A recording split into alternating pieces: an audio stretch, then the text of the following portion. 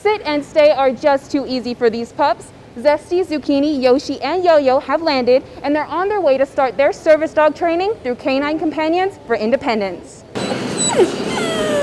It started with the donation of an injured bull from a family in Villiers.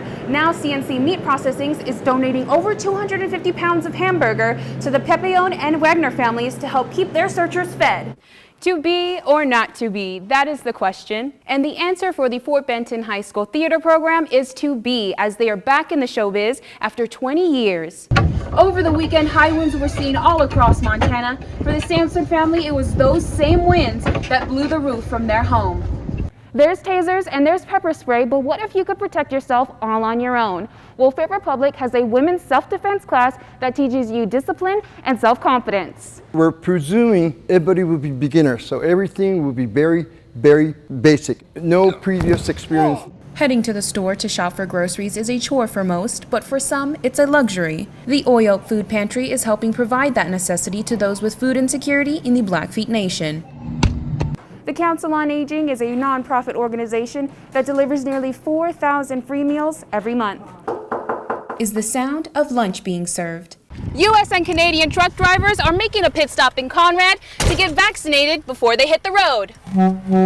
That's why I stopped here today. The Smoot Honey Company is working like busy bees to place 1,800 hives for the start of honey season. The Orpheum has offered theater entertainment since 1918, and they have even outlasted a pandemic as they are back on the big screen with their weekend showtimes. From April 16th to the 18th, the Orpheum will be playing News of the World starring Tom Hanks at 7 p.m. on Friday and Saturday and 4 p.m. on Sunday. Oh, sorry. In Conrad, Cassandra Soto, MTN News.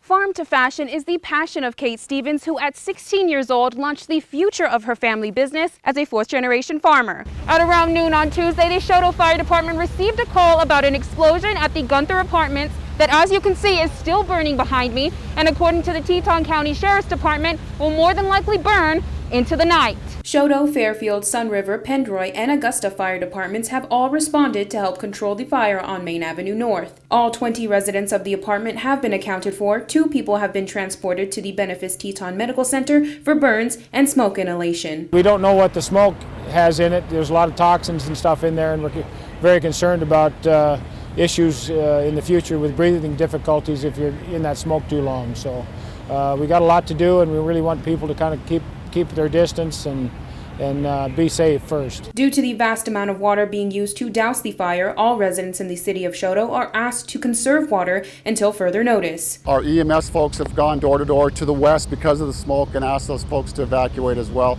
just to keep them out of the smoke. And I talked to one of the guys who lived there, an ex-city employee, and he goes, I didn't even grab my wallet when I got out. So there's going to be some issues here. We've reached out to Salvation Army in Great Falls, and I believe they're going to be coming up as well. For apartment resident Joseph Ripley, he believes he's lost his best friend Thor as he returned from the grocery store to his home on fire, finding nothing could be done. I had everything I owned in that apartment, so yeah, I'm pretty in shock right now.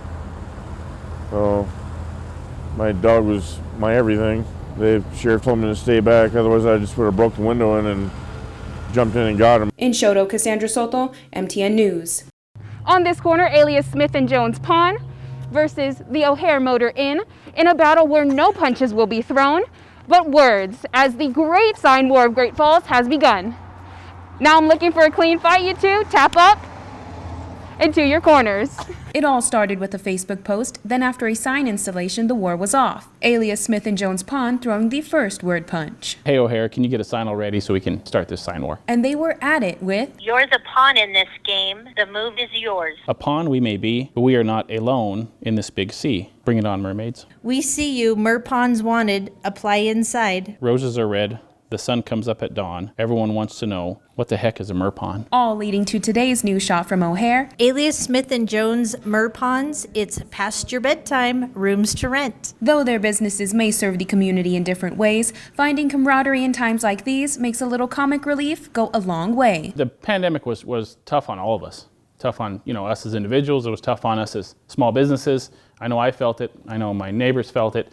So basically that's what we need to do. We just need something a little bit more lighthearted fun. Frenemy lines may have first been drawn across First Avenue South, but now the war is spreading around town as businesses like Mrs. Wright's Pasties and Schulte's Coffee House have thrown out their sign jabs. Now the pressure is on. There is a little bit of pressure to come up with some funny stuff every day. We have customers who are sending them to us saying, here's one that might be a good one. And so everybody's really having fun with it. Yeah, who knows what we're going to see around town. In Great Falls, Cassandra Soto, MTN News.